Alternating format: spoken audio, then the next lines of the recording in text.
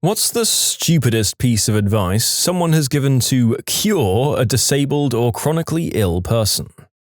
I have chronic migraines and have been getting about 15 to 20 a month since 2017. A well-meaning Facebook friend suggested I put a banana peel on my forehead because your body will absorb potassium into the brain. Yeah, my 6 different meds, physical therapy, rigid sleep and eating schedule, Botox injections, among the many other treatments that the PA, my primary doctor, and my neurologist all recommended, didn't fix my migraines, but this random person read the banana peel thing on the internet, so it had to be true.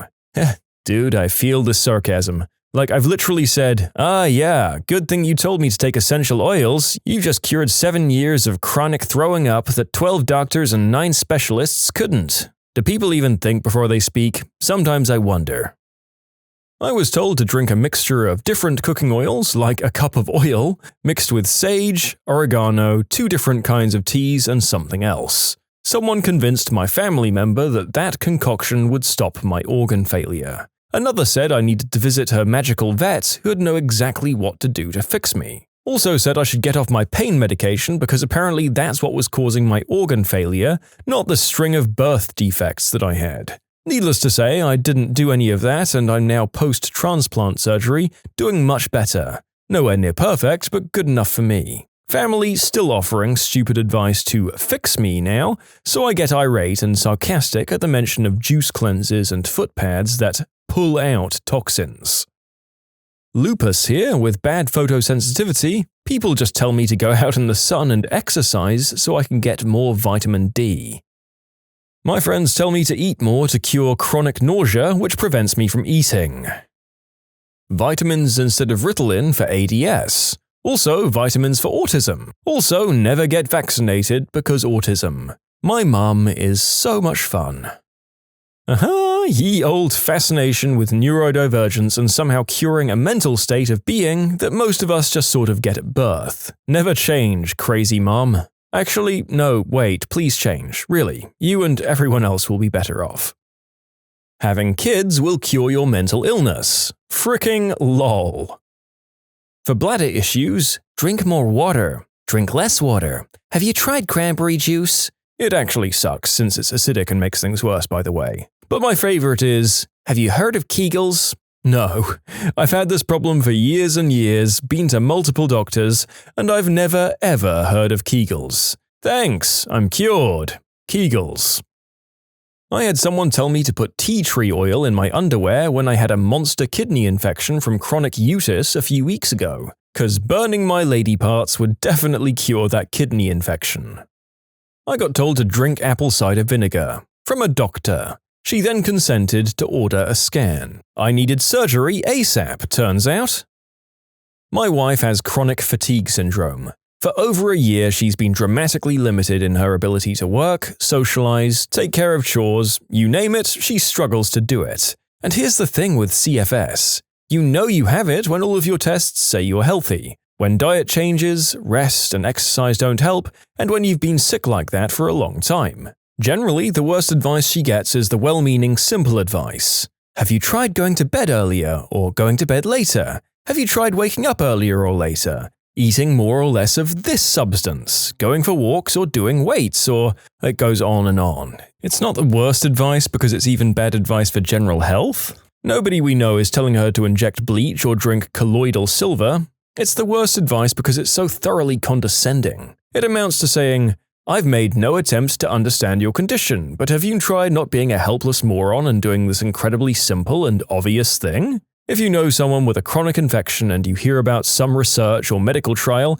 or anything along those lines, they'll probably be happy to hear about it, even if they've heard about it 10 times before. But, I know you're sick, but have you ever tried being healthy? Will not make them feel better.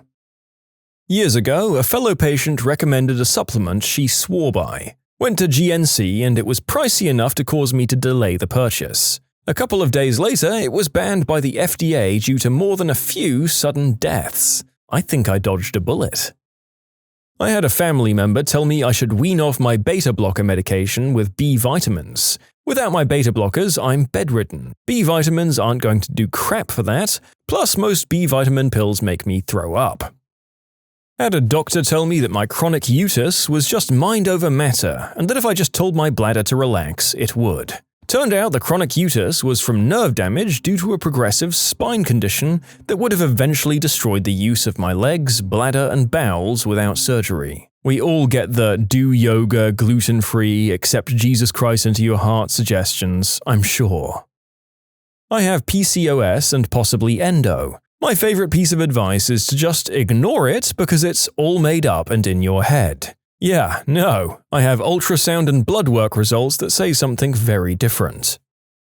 Everybody has had trouble falling asleep at least once, so everyone thinks they're qualified to diagnose and treat clinical chronic insomnia. Shut the frick up about limiting screen time and warm milk and not turning the AC on. I've tried everything you can think of in every combination already, but sure. Your solution is definitely going to be the silver bullet. I recently told my father that accepting my irregular sleep and wake cycle has been the first thing in a long time that's improved my quality of life and productivity. He immediately began to tell me that I should use that forward momentum and focus on having a regular sleep schedule so I can wake up and go to bed at a regular time and be a better person. Rare liver disease now on a transplant waiting list. You should take turmeric. It's yellow and you go yellow. Remember, like cures like. Do more sports. How is doing sports going to cure endometriosis? There are cells growing somewhere where they shouldn't. It's been linked to estrogen, but honestly it affects so many women of all shapes, sizes, and fitness levels. Sports are neither the cause nor a treatment. On a side note, the best theory on why some women get it was proposed by some American lady. Apparently, I'm doing the deed recklessly with demons and that causes endometriosis somehow. Specialist told me that I just needed to go for more walks. Took me another 4 years to get fibromyalgia diagnosis, then another 4 years after that to get diagnosed with 3 minor heart problems that were just enough to exhaust me doing nothing. I'm now on beta blockers and don't get winded every time I use the stairs. I thought all you fit people were sadistic masochists and that you enjoyed pain and feeling tired. I was checking in for a doctor's appointment for an unrelated procedure. The nurse saw on my chart that I have celiac disease, so she recommended I go to see a medical medium who, I crap you not, is a man who claims to cure chronic illnesses by talking to dead people. She said he could cure my celiac, an autoimmune disease that doesn't have a cure. This registered nurse actually wrote down his name on a post-it and handed it to me before continuing to check me in for an MRI. It was surreal. Yeah, a lot of nurses are into quackery. My source is that I work with a lot of nurses and I've often had to bite my tongue. I know more than one nurse who opposes vaccines, sadly enough. I work with a nurse who didn't eat pork for religious reasons, but also thought that if you poured wine on raw pork and sealed it in a container, it would spontaneously sprout maggots. Like, that's not how any of this works. As a man who has nothing but respect for every nurse I've ever met, I wonder what happened that these people got through the pretty intense nursing schools that the ones I've known have had to qualify from. And how have they still had such crackpot theories about basic medical and nutritional science afterwards? It boggles the mind. This piece of advice was given not to me, but to my mother about me. When I was younger, I had an awful dust and pollen allergy and initial symptoms of asthma. It was in the early 90s and proper treatment wasn't available in my country, so my father would bring me meds from one of the Western countries. Inhalers, antibiotics, ointments, you name it. Anything to stop me from suffocating. Up until I was 4 years old, I was either coughing or suffocating, and there was nothing in between. At the same time, I was prescribed really strong antihistamines, to at least reduce the reactions. As meds worked on my airways, but not additional stuff. Rashes, sensitive skin, dryness, for example. See, my father's mum thought it was all a big scam. Had it happened now, she'd probably be an anti-vaxxer. But back then, she focused on the fact that my mum was just being young and wanted her child to feel special. Funnily, my mum is as sensory sensitive as me, and my coughing was driving her mad. She used to shout at me a lot. My grandma suggested it's all the meds that I'm taking that are causing my issues. She took me to the clinic and asked for an allergy test that I'd had done on me repeatedly when I was really little, as my mum had no idea why her child keeps coughing and getting chest infections all the time. So one day she comes home, a slip of paper in her hand, yelling at my mum that she's a liar and trying to throw all of the meds away. The slip of paper is from the clinic stating that I have no allergies. No pollen, no dust, no food allergy, nothing. My grandmother just keeps screaming that my mum is poisoning me and that she's a young fool. My mum was in her early 20s at the time. What you need to know about my mother is that she's little, but fierce. You wouldn't suspect so, she's so petite. She stands up and just yells, "How can she have any allergic reaction to anything if she's on medication that stops her from having that reaction, you idiot?" Basically, my medication was helping with large amounts of the allergen, so that my mum wouldn't have to vacuum every 6 hours, only every day. On no planet would I have a reaction to a tiny diluted sample on my arm. My allergies did subdue when I got older, and I never needed an inhaler to function. Anxiety causes some of my problems with breathing, and I'll never be a professional athlete. But I don't need any meds now, because it got sorted when I was young. I can't imagine what would have happened if my mum actually liked and respected her mother-in-law and actually listened to her. I once had someone try to cure my extreme depression by explaining to me that God will turn his back on me if I ever delete myself. Wow, frick me. I almost forgot that eternal damnation will wait in the corner. No more thoughts of not wanting to be alive anymore. Thanks, random lady in psychiatric hospital. People think all kinds of things will cure endometriosis, leafy greens, B vitamins, pregnancy. I also had a boss-turned-client say, upon hearing about me having surgery a second time, that I bring it on myself by not taking care of myself enough. You can submit your own stories to be featured here on the channel. The story submission link is in the description below. And if you want to listen to some vibey music in the background, check out easymode, also linked below, and subscribe. Just keep pushing yourself to exercise, building up how much you do, then bingo, you'll be fit and cured. I have CFS, literally the opposite is true. Also, yoga, breathing, swimming with dolphins, black walnut extract for everything I've ever had wrong with me, who knew it was a magic bullet, mindfulness, go vegan, stop being vegan, and changing my attitude. All these are things I've had suggested. My MS is caused by a food intolerance and I need to use elimination dieting to figure out what that food is and I'll be all cured. My sweet grandma can't seem to grasp the concept of chronic illness and suggests all kinds of things to cure my fibromyalgia. The fact that I'm slowly finding things that work for me, things that I can do to improve or control my symptoms, seems to be proof to her that my disorder is curable. Yes, Grandma, I am improving. Looking back to a year ago, I'm definitely doing a lot better. Yes, I tried that drink additive you suggested, but it caused a flare-up. I wore the energy-concentrating essential oil necklace and it gave me a rash. That whole grain bread you brought me was tasty, but I don't feel any different. All her suggestions are usually silly things like that. I'm happy to try new things in case it does make me feel better, but it's a bit of a crapshoot. New things can also make me feel worse. A lot worse. It's a little painful when she visits and tells me she still has hope for me. Can that hope please be for realistic improvement and useful symptom management, instead of desperately trying to make me like I was before? I'll never be that energetic again, Grandma. I've mourned it, I've let it go, I'm living my life anyway. Please accept that. Fricking okra for type 1 diabetes. Yes, it's a good veggie, but the best way I've ever had it cooked is like the opposite of good for that. Deep fried in something delicious at an Indian buffet. It's really handy as an ingredient when not deep fried though. I haven't had that much success steaming it yet, but I will. To suck it up. You have no idea how many times my own father and mother have told me to suck it up and live with it. Then again, my mother did lie to my doctor and family saying that God cured my hearing. I'm hard of hearing, by the way. When in reality, it's gotten worse. As an extra backstory, I have fibromyalgia, chronic, and scoliosis that both make my life a living hell as a 16-year-old. Accept Jesus into your heart and he'll protect you from all illness. This medical nugget was given to you by a Jehovah's Witness at my door that I opened as I was recovering from surgery. I thought it was my brother with my pharmacy pickup. When I tell you that I have chronic daily migraines, please don't tell me about your headaches. Don't tell me about your sister-in-law's hairdresser, just agree that it's awful and tell me you hope I'm having a low pain day.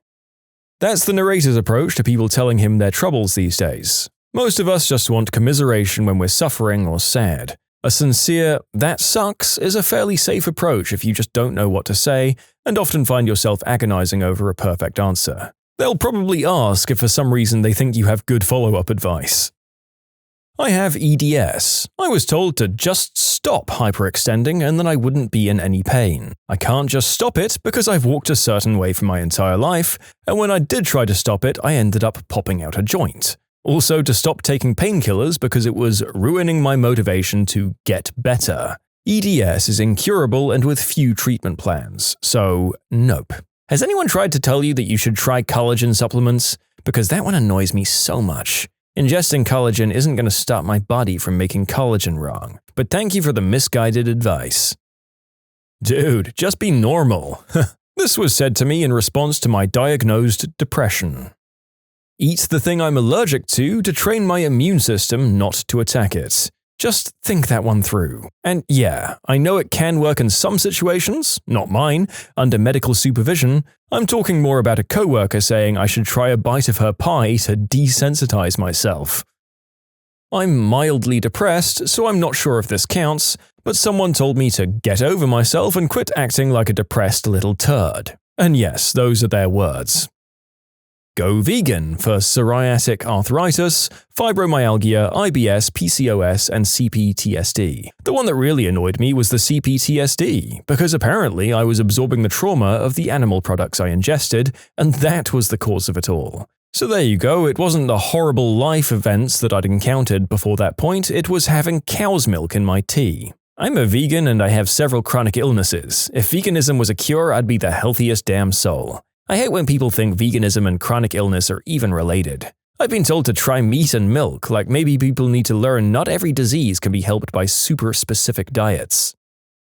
To eat more. If anorexic recovery was that easy, then I would have done it already. Even when I was, as stated by a doctor, 3 days away from dying, I still wanted to exercise and do press-ups, so much so that I went and did 20 in the hospital toilet. I'm quite open about my AN, as it's a disease which is often misinterpreted and often associated with the desire to look thin. In some cases it is, but there's a whole heap of complications that come with it. Fun fact, AN has the highest mortality rate of any mental health disorder, as far as I'm aware.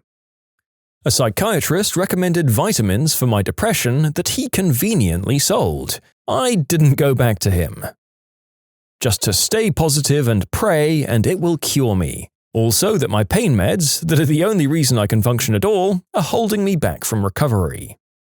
De-stress, breathe more, pop an Advil, take a nap, exercise. For fibromyalgia, IBS, endo, migraines, and fatigue. Like literally I couldn't be less stressed and more into breathing, and Advil and naps, and less able to exercise than I am now.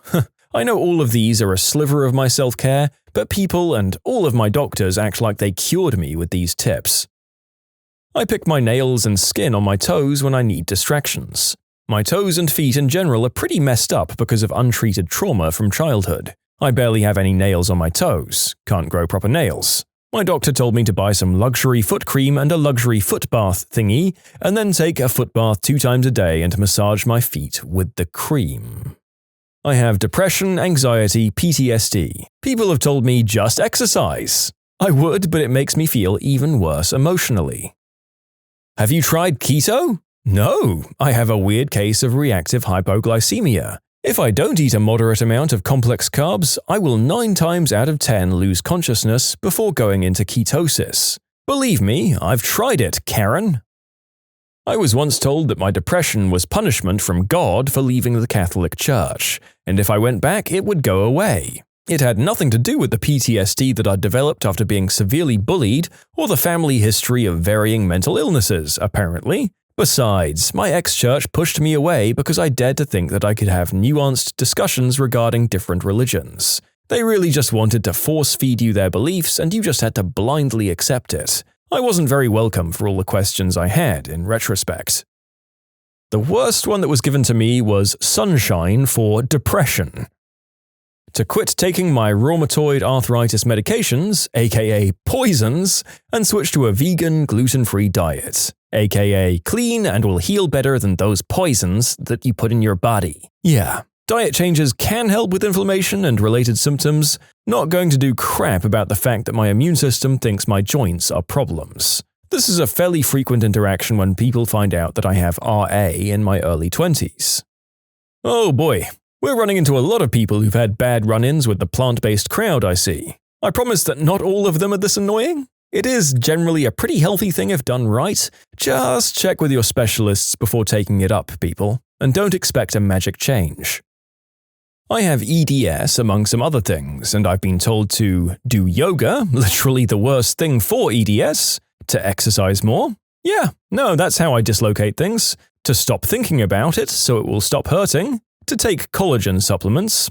This isn't going to change the fact that my body makes structurally useless collagen. To stop all of my medications because they're clearly making me sick. And to stop wearing braces because they're just a crutch. No, they're there to keep me from subluxing all day long.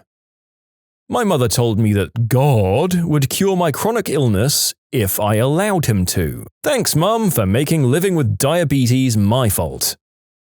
I have sleeping troubles. Literally, and no joke, the advice was, just sleep. After a brain injury, I've been diagnosed with MDD, GAD, chronic migraines, chronic fatigue, and dysautonomia or POTS. Here are some of the bullcrap various doctors have said to me throughout the process. You haven't found a job yet because employers can sense your depression in an interview, and no one wants to work with a depressed person, so exercise more. It's all in your head. Ignore it and see what happens. It's not affecting your ability to work, so why does it matter? A neurologist told me the numbness and fainting was because of my mental health. I was evaluated by a psychiatrist who said that's not true, and the neurologist didn't change her mind, just said, there's nothing I can do for you. Yoga for fibromyalgia. I got told to exercise. I was housebound at that point. Smoking green herb isn't the cure-all that everyone seems to think it is.